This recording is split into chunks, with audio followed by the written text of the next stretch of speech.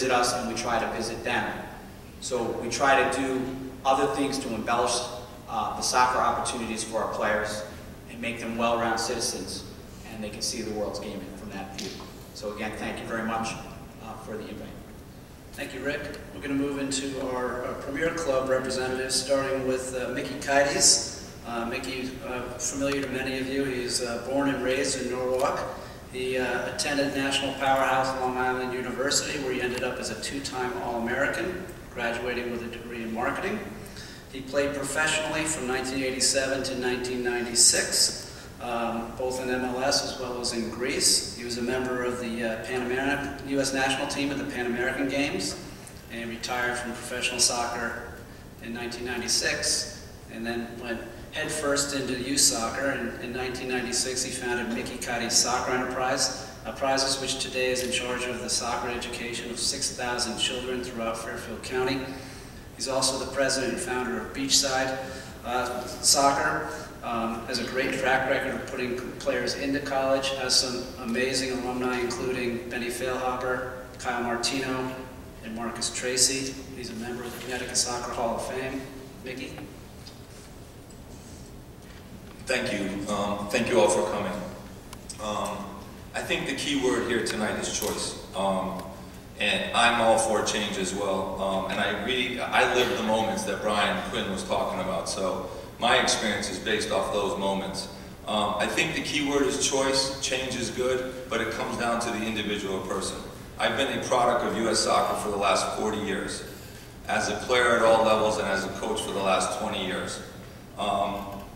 And while we've made vast improvements, in my opinion, this is just my personal opinion, there are two main key areas where we have some serious problems and have had serious problems over the last 30 years. In my opinion, those two problems that are still evident today is, as a country this big, we do not have a unified soccer system. You have 1,000 leagues, 1,000 organizations, 1,000 different developmental approaches. That is easier said than done. That's one thing that the U.S. Soccer Federation has been trying to deal with for over 40 years. But until we become unified and get somewhat on the same page, we will continue to have the problems in terms of development. The second issue I think that has been evident since I was a player 30 years ago is talent identification. I think we, for the last 30 years and still today, identify our soccer players based on the physical ability and the strength and quickness of them, which isn't something we shouldn't assess. But the top power countries in the world, specifically Spain, Germany, and Holland, are talent identifying more so from a thinking perspective. Players who can think, players who can play, players who are soccer players and can technically play and think at a very, very high level. So from a high school perspective, it leads right into my high school perspective. I personally feel that I don't care, unless we fix these two major issues, I don't care if you train 9 months, 12 months, 6 months. I don't think it's going to make a difference personally, and that's just my personal opinion. The second thing is, high school soccer has been part of the American culture forever. Leading into my third point, the 2002 World Cup team with Brad Friedel, Brian McBride, Claudio Reyna, was probably the best World Cup team we've ever fielded, and should have beat Germany in the quarterfinals. All those kids played high school soccer. My final point here is, in saying all that, if I look back at myself and I had to make this decision and this choice, at 12 years old, I wanted to play soccer competitively every single day. I wanted to be a pro soccer player. I love my high school experience.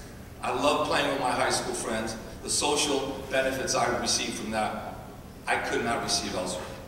But at the same time, knowing myself, this choice for me would have been very, very difficult. And in saying all those things I just said, I probably, and I think I might be in the minority, I probably would have chose, if there was a competitive environment out there where I can train and play for 12 months of the year at a high, high level, I probably would have chose that over high school. And not taking away the benefits I received from high school. Again, the final point I have to make is the point I started with at the beginning. It's a choice. It's a choice. I don't think we should be scared of change. Change can be beneficial in many, many ways. But at the end of the day, it comes down to the individual and choices. Thank you. You just answered my first question for you, Mickey. What would you do today? Our next panelist is Alex Cunliffe. He's the Director of Coaching from Everton America. And Alex is interesting because he comes from a different system, as you can tell when he starts talking. As a young man, he played in the professional systems of Tranmere Rovers, Walsall FC, and Bolton Wanderers. He represented the England schoolboys at the under-17 and under-18 age groups. He then moved to the U.S. and captained Fairfield University to a MAC championship and an NCAA tournament bid, and received an invitation to the MLS Combine and spent brief times with 3 MLS teams. He holds an NSCAA Advanced National Diploma and an English FA Level 2 Diploma. Alex? Thank you, Mark. Good evening to everyone. As mentioned, I'm Alex Cunliffe. I'm the Director of Coaching for a local club, Everton America, Connecticut. Local premier club, not an academy club, a premier club. An international affiliate of Everton FC, and a club that currently has approximately 650 players across a U10 to U18 age group. I've been heavily involved in the club over the past few years since joining in 2007 upon my graduation from Fairfield University. I came across the States in 2003 to join Fairfield University and played at the Division 1 level on a full scholarship for those 4 years. My reasons in doing so, it was very difficult back in England for a number of reasons for me to attain a professional contract. Long as though I kind of strived to do so, at a certain point in time I'd had enough, and I decided to come to America to participate in the US soccer system, get my degree and see what kind of was in store for me moving forward.